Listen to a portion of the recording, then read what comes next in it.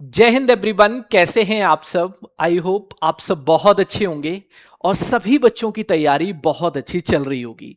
जितने भी dear parents हमारे इस सेशन में हैं, सभी पेरेंट्स को मेरा नमस्कार, सबको प्रणाम। आज के अपने इस शानदार सेशन की शुरुआत करते हैं। आज हम एक स्पेशल सेशन आप सभी के लिए लेकर आए हैं।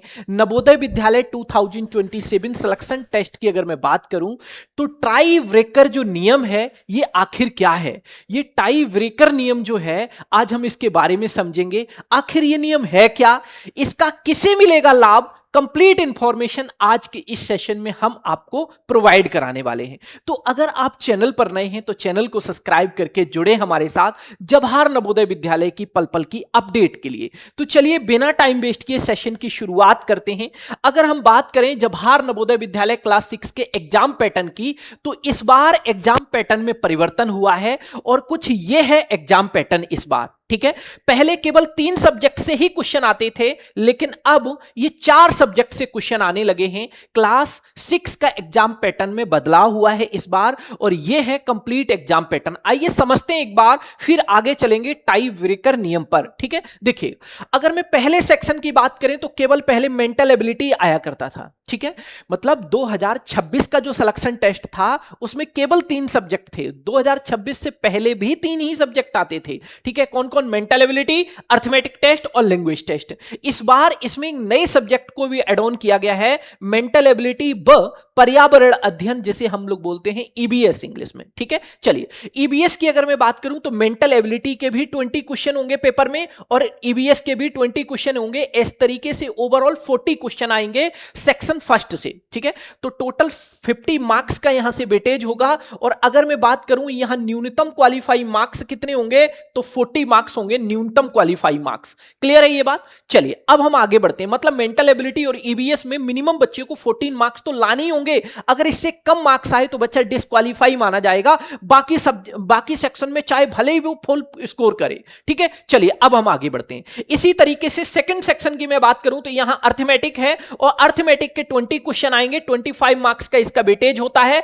अगर मैं बात करूं इसके मिनिमम क्वालिफाई मार्क्स की तो 7 मार्क्स होते हैं। जिस बच्चे के अर्थमेटिक में 7 मार्क्स हैं तो वो बच्चा क्वालिफाई माना जाएगा। मिनिमम क्वालिफाइंग जो मार्क्स हैं वो अचीव कर पा रहा है इसका मतलब। ठीक है, अगर मैं थर्ड सेक्शन की बात करूं तो यहां आता है लैंग्वेज। तो लैंग्वेज में चॉइस का ऑप्शन होता है बच्चे के पास, हिंदी, इंग्लिश या फिर बच्चे अपनी रीजनल लैंग्वेज को भी चूज करते हैं। क्लियर है ना? तो 20 क्वेश्चन आते हैं लैंग्वेज से, 25 मार्क्स का वेटेज होता है। अगर मैं बात करूं यहां मिनिमम क्वालिफाई मार्क्स की, किसकी? लैंग्वेज की, तो 7 मार्क्स होते हैं। तो ये मिनिमम क्वालिफाई मार्क्स हैं कि अगर इनसे कम मार्क्स आ रहे हैं बच्चे के तो ये समझ के चलिए वो इस रेस से बिल्कुल बाहर हो जाएगा, मतलब डिस्क्वालीफाई माना जाएगा।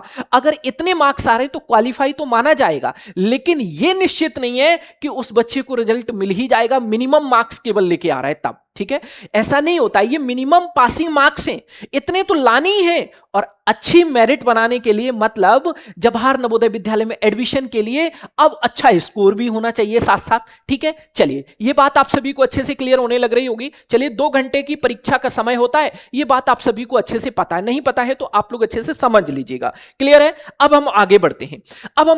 हम बात करते हैं टाई ब्रेकर नियम। ये टाई ब्रेकर नियम क्या है? टाई ब्रेकर नियम ये नियम है कि अगर बच्चों के समान अंक आ रहे हैं, जब बच्चों के समान अंक आते हैं तो किसे प्राथमिकता दी जाती है? ठीक है, टाई ब्रेकर नियम की अगर मैं बात करूं तो अंक समान होने पर प्राथमिकता, मतलब बच्चों को अगर अंक बच्चों के समान आ रहे हैं तो अब किस बच्चे को प्राथमिकता दी जाए। तो यहां सारी चीजें बहुत स्टेप बाय स्टेप मेंशन की हमने, आइए समझते हैं। तो पहले प्राथमिकता दी जाएगी कि जिस बच्चे के मार्क्स मानसिक योग्यता मतलब मेंटल एबिलिटी और ईबीएस में अधिक अंक हैं। बाकी सब्जेक्ट से अगर मान लो 2 बच्चे हैं, एक ए नाम का बच्चा है और एक बी नाम का बच्चा है। ठीक है, ये 2 बच्चे हैं, इन दोनों के समान मार्क्स हैं। ठीक है, अगर समान मार्क्स हैं तो बताओ अब हम किसे एडमिशन दें। ठीक है, मान लो कि इन दोनों बच्चों के समान मार्क्स हैं, ठीक है, और वहां एक ही सीट है, मान लो हम एग्जांपल दे रहे हैं।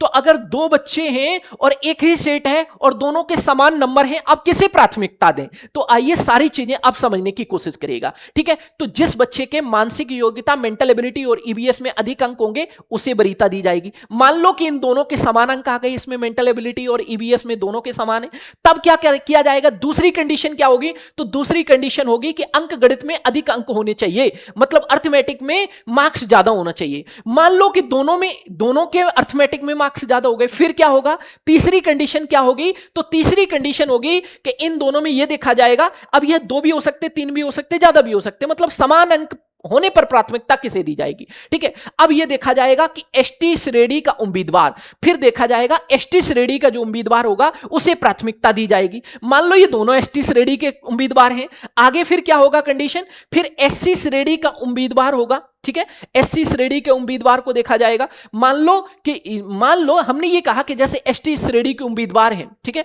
तो अगली कंडीशन एसटी श्रेणी के उम्मीदवार हैं, ये देखा जाएगा। फिर अगली कंडीशन ये देखी जाएगी कि एससी श्रेणी का कौन उम्मीदवार है। ठीक है, उसी के बाद अगर मैं बात करूं, फिर ओबीसी को वरीयता दी जाती है, इस तरीके से दी जाती है, फिर ओबीसी को वरीयता दी जाएगी। फिर यह देखा जाएगा कि बालिका उम्मीदवार कौन है, मतलब बालिका उम्मीदवार का मतलब कौन गर्ल उम्मीदवार है। फिर उसके बाद यह देखा जाएगा कि कम उम्र का अभ्यर्थी कौन है, और जब कम उम्र का अभ्यर्थी कौन है, इसका मतलब जो कम उम्र का अभ्यर्थी होगा उसे प्राथमिकता दी जाएगी आईक्यू मानकर कि उसका आईक्यू बेहतर है। ठीक है, उसको मानते हुए फिर उसे प्राथमिकता दी जाएगी। मतलब कहने का यह है कि समान अंक होने पर किसे प्राथमिकता मिलेगी? तो पहला पॉइंट यह है जिसके मेंटल एबिलिटी और ईबीएस में अधिक अंक होंगे उसे प्राथमिकता दी जाएगी। दूसरे नंबर पे है जिसके अंक गणित में अधिक नंबर होंगे। तीसरे नंबर पर एसटी श्रेणी के उम्मीदवार को, फिर एससी श्रेणी के उम्मीदवार को, फिर ओबीसी श्रेणी का उम्मीदवार, फिर बालिका उम्मीदवार, फिर कम उम्र वाले बच्चे को उसके आईक्यू लेवल को मानते हुए फिर उसे प्राथमिकता दी जाएगी। तो यह होता है टाई ब्रेकर नियम। मुझे उम्मीद है कि यह टाई ब्रेकर नियम आपको अच्छे से समझ में आने लग रहा होगा। क्लियर है ये बात? चलिए, अगर बच्चों जितने भी बच्चे हमें देख रहे हैं या फिर जितने भी डियर पेरेंट्स हमें देख रहे हैं इस सेशन में, अगर आपका भी बच्चा जवाहर नवोदय विद्यालय की तैयारी कर रहा है, या जो बच्चे हमें देख रहे हैं, अगर आप Jawahar Navodaya Vidyalaya class 6 selection test 2027 की प्रिपरेशन कर रहे हैं, तो आपके लिए बहुत ही शानदार हमारे YouTube चैनल पर, इसी YouTube चैनल पर मिशन स्कूल TWA पर बहुत ही शानदार बैच चल रहा है, जो कि बिल्कुल फ्री ऑफ कॉस्ट है। उड़ान बैच के नाम से ये बैच, और ये क्लासेस हमारी रेगुलर वे में चलती हैं। और कितने बजे से होती है? क्या सर इनका कोई चार्ज है? बिल्कुल चार्ज नहीं है, बिल्कुल फ्री ऑफ कॉस्ट YouTube पर क्लासेस हैं। ठीक है, डेली शाम को 5 बजे हिंदी लैंग्वेज की क्लास होती है जो आपको शीतल मैम प्रोवाइड कराती हैं। ठीक है,